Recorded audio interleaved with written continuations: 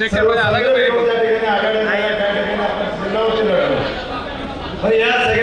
लढाईमध्ये एका बाजूला असणारी सर्व सत्ता असणारी केंद्र सत्ता केंद्र आणि या ठिकाणी विश्वास ठेवून आपल्या नेत्यांच्या वरती आज आदरणीय भट्टे साहेब असतील, आदरणीय जवाहरलाल महाराज साहेब असतील, या सगळ्या नेत्यांच्या वरती विश्वास ठेवून आपल्यावरती म्हणजे आपल्या मतदारांनी विश्वास दाखवला आणि या विश्वासाच्या माध्यमातून या विश्वासाच्या रूपात आपल्या सगळ्यांना या ठिकाणी विजय प्राप्त झाला. खऱ्या अर्थाने आपल्या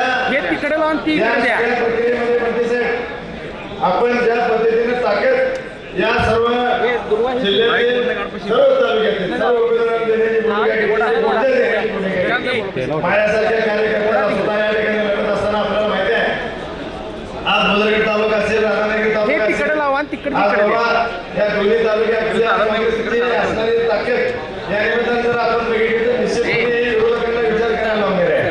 आज एवढे साहेब असतील, पेढे साहेब या ठिकाणी, जेडी साहेब आहेत, अनेक नेते मंडळी या ठिकाणी उपस्थित आहेत. मुदरगड तालुक्यात किंवा संपूर्ण जिल्ह्यातील या ठिकाणी असणारी उपस्थित ही मंडळी आहेत. जबाबदारी पडलेली आहे. भले आता राहणार माहित नाही, पण या सगळ्या प्रक्रियेमध्ये कोल्हापूर जिल्हा परिषदेमध्ये आपल्याला सर्वांना तू वायर द्या इकडे जी जी काही विरोधातली भूमिका त्या ठिकाणची असेल ती सुद्धा आपल्याला नेत्यांना या ठिकाणी करावी लागणार आहे.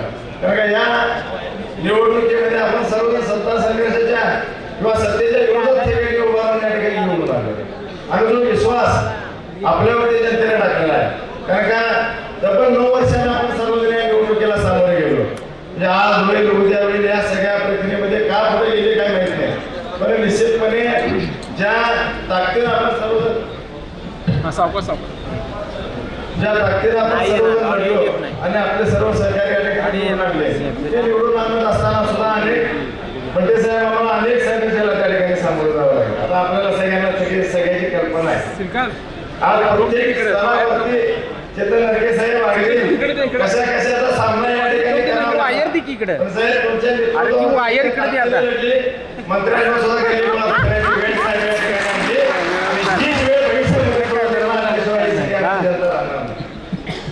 आज विकास कामाच्या वातावरणात असताना आम्हाला कदाचित असं वाटलं की या सगळ्या प्रक्रिया विकासाच्या मार्गामध्ये जाते. विकास कुठे काय झाला माहिती नाही, पण जनतेने सुद्धा त्यांना वेळ जागा दाखवून देण्याचे त्या ठिकाणी काम केलेलं आहे.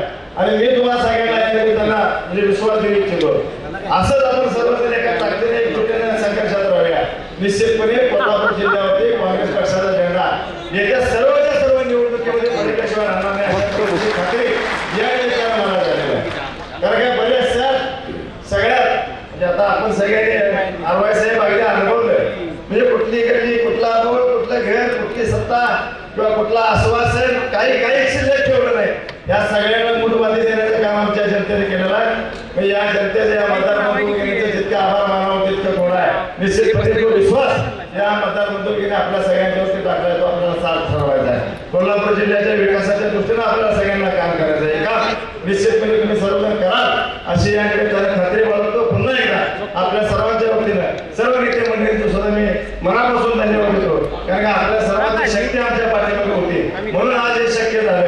असेच ताकद अशीच शक्ती येत्या काळामध्ये सुद्धा आपण आमच्या सर्वांच्या पाठीशी उभा करावी एवढी विनंती या निमित्तानं करतो. जय हिंद, जय महाराज.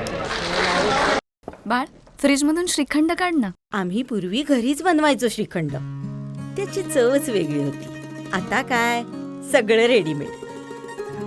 आजी हे श्रीखंड खाऊन बघ. आज तुझ्या आईनं घरीच बनवलं की काय? हे आहे गोकुळचं श्रीखंड. अगदी जिभेवर रेंगाळणार. जिभेवरच नाही तर मनावरही रेंगाळणार. गोकुळ श्रीखंड, मनावर रेंगाळणार. ताज्या घडामोडी पाहण्यासाठी माझा महाराष्ट्र न्यूजला आजच सबस्क्राईब करा.